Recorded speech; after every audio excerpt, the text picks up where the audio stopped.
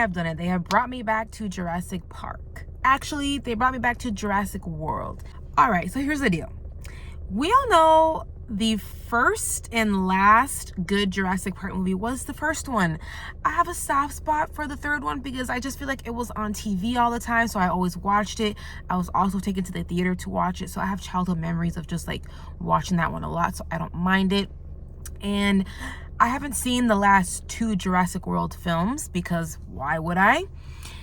And so here we have Rebirth. And what I can say is it's okay. It's fine. It is a movie that you could put on if you want something in the background while you're doing some household chores for a Sunday, okay?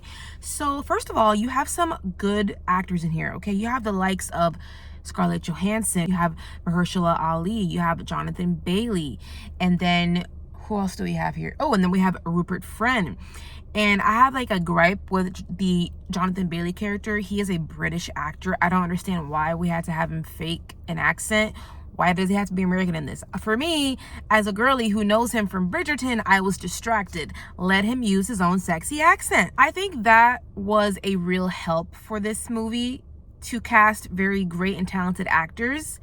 So the stars in this play a team of people who are out here in the jungle trying to find dinosaur DNA so that they could get the money from it. And also we have a pharmaceutical guy played by Rupert Friend who is in it to cure diseases. You know, he wants to rid the world of diseases and to help the people, okay, quote unquote. So that is the plot A. Plot B introduces this family, and they are actors that I do not know, so forgive me. You won't know them either if you see this movie. And it's basically this dad and his kids, and he's taking them on this adventure of sorts, and things go very, very wrong. So with these 2 plots that are going on, I will say you do get a few fun, thrilling dinosaur scenes. And at the end of the day, I know that is what a lot of us are in these movies for. We want to see some cool dinosaur stuff. And I would say a lot of the thrilling rides happen underwater. What you will see mostly in this movie are mutated versions of dinosaurs. So the pterodactyl looks like a very weird looking pterodactyl. The triceratop looking thing looks like a weird looking triceratop. And then you have like the watery dinosaurs, where I would say that's where most of the action takes place.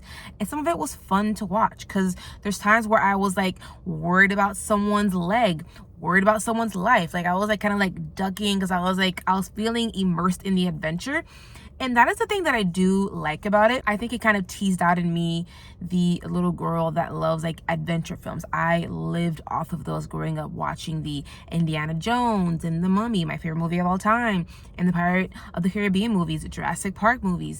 And it's kind of going back to that old school feeling of adventure films, and I do love having a taste of that. And I wish we would get more of those types of movies. And for some reason, the adventure films of this day have turned into the superhero films, which are all great and all, but you know, even that has gotten just so tired. And I wish that we can get back to a place where we have more films where it felt like a very fun adventure ride. I also thought the sound design of this was pretty stellar.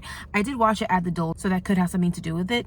But there are all types of different dinosaurs, so you hear their sounds. You hear them kind of like stepping on the ground. And then we're also in the jungle where people are running around. They're also hearing things in the jungle. So I thought that also helped this to feel more atmospheric as well. So while quite a few scenes did feel fun and kind of like scary to watch sometimes, a lot of the scenes last a little bit just too long, and I think that's why it feels like such a slog a lot of the time. You guys, I felt my mind wandering off so many times in this. I was just kind of like thinking about some other things because I was not fully 110% in this dinosaur adventure world for much of the time, and that's a bummer. That's not what I want to feel like if I'm going into a movie like this. There is attempt at comedy in this, and for me personally, maybe I'm just a hard audience when it comes to humor or comedy, but most of it fell flat for me.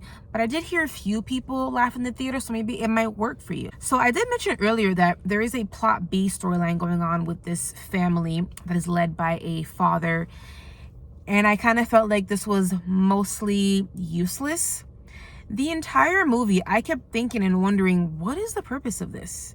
Because if you take out the family in this film, you would basically still have the same movies. So what is the reason for this? And the only thing that I could think of is because that way we were able to see even more dinosaur scenes, even more scenes of where the dinosaurs are, you know, trying to kill people, because we're in Jurassic Park, that's what we do.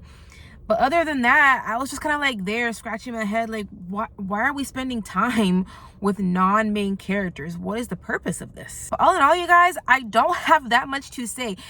This is just kind of like more of the same. And I don't know what it would take to make a really great Jurassic Park movie again, to be honest, because it really feels like there can only be so many times where humans are going out into the wilderness messing with these animals that they shouldn't be. And we've seen that, what, 4 or 5 or 6 different times? I have lost count now. I don't know. I don't really know how you breathe life into this unless one day they actually make like a rated R type of Jurassic World movie, which I don't know or think that they actually will ever do, because they want this to be as profitable as possible. And even though those last Jurassic World movies were not great films, they still made $1 billion, and I still think that this will make a lot of money as well. But yeah, it's like I said, it's more of the same. If you are in it for just like big dumb 4th of July fun, and you literally are just here to see a bunch of long takes where dinosaurs are trying to murder people, you might be happy. This will make you happy. For me, I will give this a 2.5 out of 5. It is not the most horrible, offensive movie ever made, but it is also not a very good Jurassic Park movie ever made. But I don't know how we can ever capture that magic. I say we don't. How about we make new type of adventure films, Hollywood? Thank you guys so much for watching my review. If you are enjoying this content, please hit the like button, hit subscribe, and leave me a comment. That really helps me out. It helps to elevate the visibility of this video, and that way we can grow our community. I'll catch you guys next time.